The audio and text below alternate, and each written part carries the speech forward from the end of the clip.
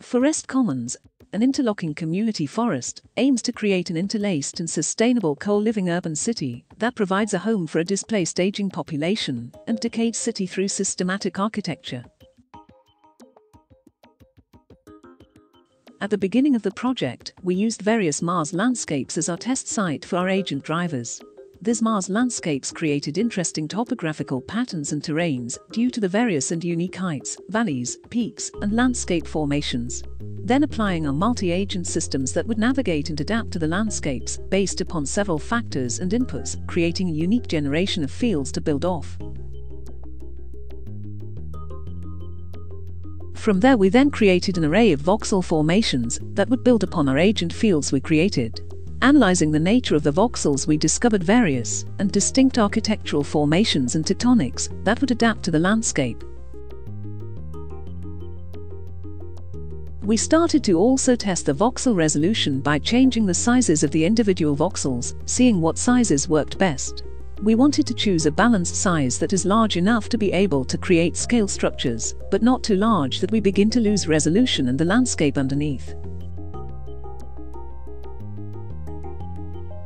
We continued to then further subdivide and terraform the voxel fields to create unique forms that would interconnect and weave with the composition of the voxel, aiming to create a rupture or disruption and change in resolution of tectonics. Our more effective iterations contained elements of erosion, vortexing, ruptures, and interlocking.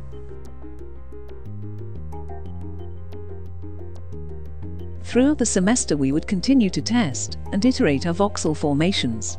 By mid-semester we had chosen our main Mars site to work off and created a large-scale field formation. Analyzing specific chunks of the larger field, we would choose one of these chunks to begin mapping our architectural components and building blocks to. For our group it was important that the chunk featured elements of varied tectonics, porosity, dynamic elevation changes and effective solar gain. Designing our architectural components, we wanted to focus on creating an interconnected system, but varied design layout to create a co-living and co-working environment for the community. Inspired by patterns of tessellation, we use these patterns to create a connected network system for our components to attach and spread out in specific pathways. As shown, we had various iterations that we would continually tweak and combine architectural elements. Each iteration had positive and negative elements of connectivity, space, and tectonics that we try to extract and combine into a current component's prototype. For our mid-semester components, we created a combination of 3 groups that would be assigned to specific zones. Each component had a specific purpose, with the larger components utilized for shared community space, the smaller components for co-living environments, and the final components acting as open pathway connection, landscaping, and circulation around the site.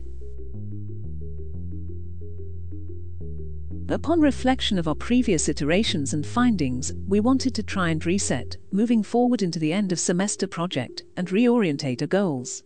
To do this, we needed to analyze all aspects of our current design and focus on what worked and what didn't. In terms of the former, we found that we were able to create unique and varied structures that had interesting points of connection. The logic and movement were clear, and overall, we were able to create recognizable character of architectural sequences that have unique and varied moments throughout.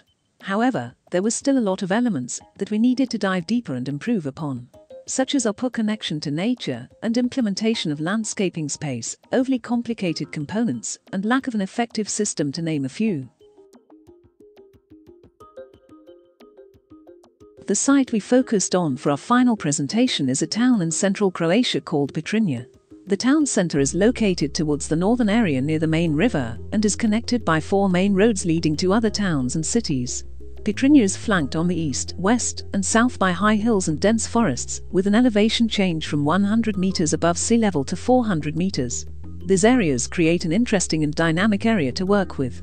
Petrinja has been devastated by war during the 90s, and more recently a large 6.4 magnitude earthquake at the end of 2020. These major events have affected the town's economy, infrastructure, and population. Pitrinia's main economic drivers such as factories, businesses, tourism, and agriculture, all taking significant losses, causing a large amount of the younger population to emigrate to other cities or countries for better career opportunities. Currently, the Pitrinia's unemployment rate is around 22% and has seen a depopulation of 33.4% since the 1990s. This has led to an imbalance of population with older generations consisting of a high majority of the current population. From our research, we can see that Pitrinia is facing an issue of an aging population, and due to recent earthquake events causing large-scale building damage, much of the elderly are displaced from their homes. To help respond to this issue, our project aims to create a community space that regenerates the destroyed fabric of the city and provides a habitable community area for the elderly population to live in. Currently, there is a multitude of proposals that exist for individual family houses, but given the social tendencies in the area with an aging population and loneliness, our project proposes not only a pure residential solution, but a system for community building. We began to test our agent fields through various locations around Pitrinia. Our focus and logic behind the voxel creations were to create a formation that had elements of elevation change, incorporating the edge boundary of the forest, and had road and infrastructure connection to the main town. We can see many types of iterations ranging in size and density. Some of them had interesting branching pathways along with the environment, while others featured porosity and negative space.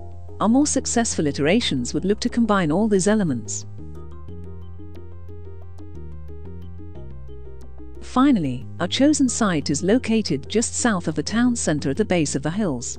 The site aims to connect with the edge conditions of the forest to create a green biomass relationship, while also having multiple road access points to enter and exit the site. As you can see, the voxel formations branch out and upwards to the higher elevation. The branching formation help create a solid foundation and anchor into the ground, while also allowing for porous and interstitial spaces for vegetation to push into. Our aim was to create a strong connection between our architecture and the existing forest. Despite having 13 levels and a total height of 65 meters, the voxels have a low-profile formation when viewed from street level and do not overpower the existing landscape. This is due to the voxels embedding and connecting closely to the steep site. Furthermore, the range of levels of voxels creates multiple terracing pathways from the top to bottom, allowing for a greater range of views throughout. Analyzing the solar gain of the site, we can see that over 90% of the voxels received a maximum solar gain throughout the day. This is due to the low-rise nature of the voxel formations. Spreading the voxels out equally through the landscape instead of stacking one on top of the other, causing less of the voxels to be covered and shaded. Due to the high density of this project and creating a co-living environment, we can accommodate a high population in a smaller area compared to an average town, thus reducing the total built footprint and giving more space back to the environment. Each voxel is 36 square meters in size with a total of 1,166 voxels for this project, totaling a built coverage area of 41,976 square meters. Comparatively, the standard average size home in Pitrinia is approximately 240 square meters. Within the same area, we are only able to fit 175 homes compared to the 1,166 voxel units. Moving towards our components. We were inspired by Japanese and Chinese timber interlocking joints. We wanted to create a set of modular components that would be able to interconnect and be earthquake resistant. By creating various connection joints, the individual blocks could connect in multiple angles and then continuously multiply, creating a strongly interconnected system that is able to flex and withstand an earthquake. Furthermore, the use of CLT timber for the components helps create a sustainable but also flexible construction method. Each component block is 3 meters high and 6 by 6 meters in length and width. By combining multiple blocks and various arrangements, we can create multiple modular rooms, varying from larger community spaces to smaller individual living areas. As shown, each component block has a unique connection logic, with certain faces of each individual block connected to another block's specific face.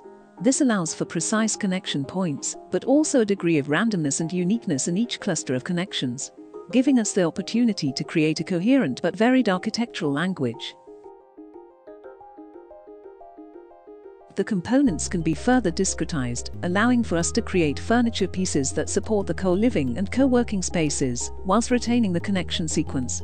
This makes the furniture recognizable with the system itself and allows for prefabrication as modular pieces, but also as interconnected furniture systems for future expansion of activities. Analyzing our mappings, we can see various interesting elements forming. Porosity and in-between spaces can be seen through the facades. Random formation of the components provides various cantilevers in certain areas, creating dynamic shaded areas and walkways for the occupants to use. Cracks also begin to form in between the components, limiting the extent of large flat planes. By having more discontinuous tectonics, the components are allowed to move and flex a bit more during an earthquake scenario.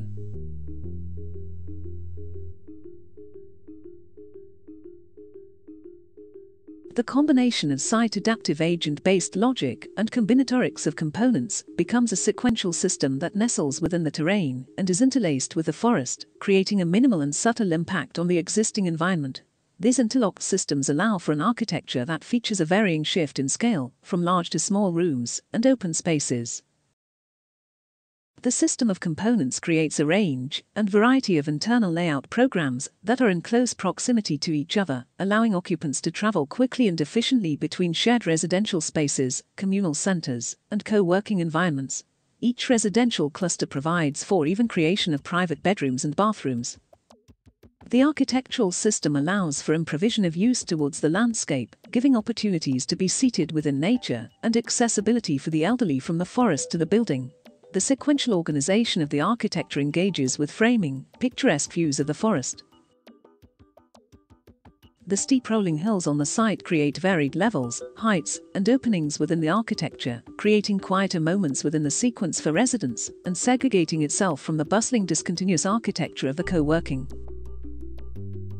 The components interlock together to form a seamless transition between different components, forming larger rooms and open areas to create a multitude of co-working and living environments for users. New economic activities can be held within the varied system of interconnectivity. The modular and strategic design of walls and windows creates smaller communal spaces for interactivity within the community. The small spaces feature seating created by the connection logic system for momentary pause and rest, and for light to creep in. The use of the rooftops and balconies provide more space for the occupants to utilize for activities such as rooftop gardens, farming, and relaxation, with side pockets at the edge of the system for serenity to the forest, creating a stronger connection with nature.